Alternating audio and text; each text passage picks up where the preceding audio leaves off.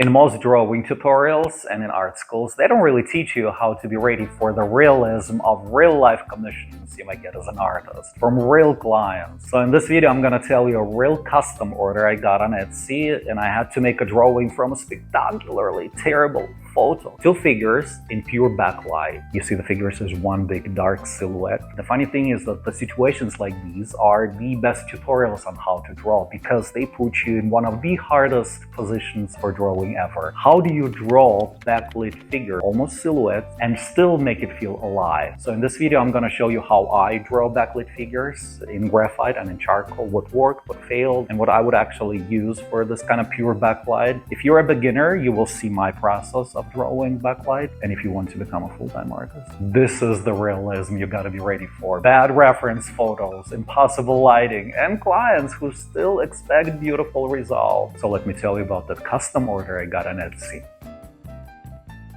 So I get this notification on Etsy, new order, custom nude drawing. Well, nothing unusual really, I get these all the time. Then I read the message. A woman, well, this is unusual, from Germany wants a drawing of herself and her husband, both nude, as a present for his birthday. Already interesting, right? And then she sends the reference photo. It's backlit, like pure backlight.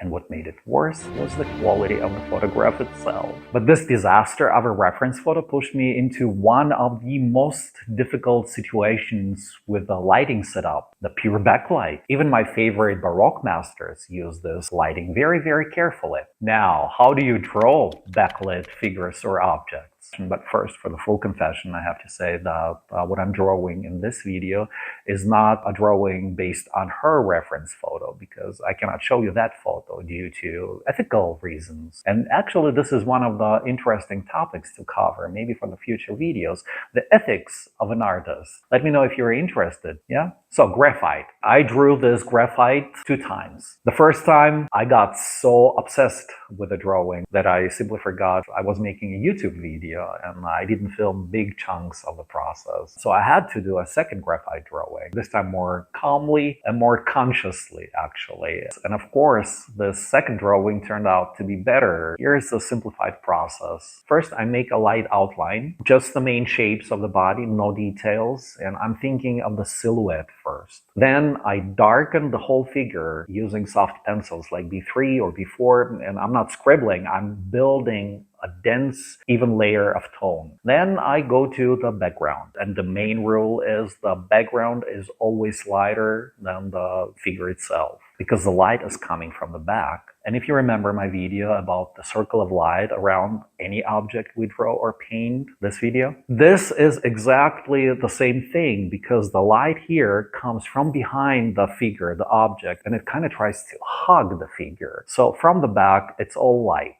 And this rule you really need to remember. In backlight, background is always lighter than a figure itself. The moment your background becomes darker than a figure, then the backlight disappears and you just have a dark spot in front of another dark spot. You don't want that. So I darken the background, but I keep it a couple of steps lighter than the silhouette itself. And the brightest, logically, is directly behind the figure, where the imagined light source is. Now comes the fun part. I take the eraser and I create a halo around the edges of the figure. That's how you get that glowing rim of light wrapping around the form. And at this stage, I decide what I absolutely don't want to lose in the darkness. And in this figure, it's the head and the nose, and backlight loves to eat faces. So I go back and reinforce those planes before I push the tone further. Then I deepen the darkest darks inside of the figure. This is where the body finally stops looking flat and starts to feel 3-dimensional, actually. And because I cannot resist the Baroque drama, I added a tulip. Interesting that in the 17th century Dutch paintings, Dutch Golden Age, Dutch Baroque, tulips were not just decoration. They stand for wealth,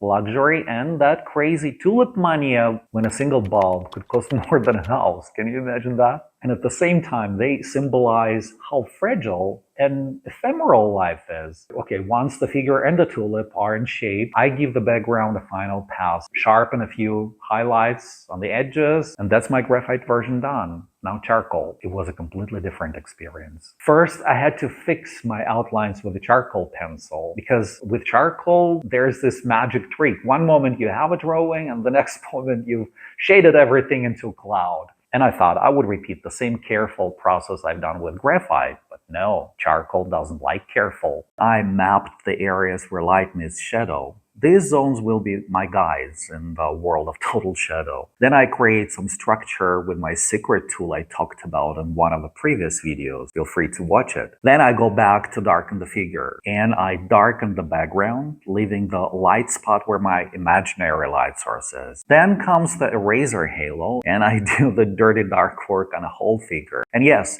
going pretty fast actually. Charcoal is an amazingly fast worker. Some details on a face and arms, some highlights here and there, and that's it. The charcoal version was at least 10 times faster than the graphite one. And the depth of the blacks, the softness of the transitions, this atmosphere, charcoal just gave it to me without a fight. So now I'm standing in front of these two drawings, and what did I learn? So let me reduce it to 3 simple contrasts.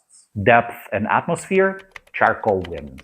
The darks are much deeper, and these soft transitions give this very beautiful Baroque atmosphere. Control, detail, and corrections, graphite wins. You can draw these tiny details and very sharp outlines, and if you make a mistake, you have an eraser, and you can start again. Scale.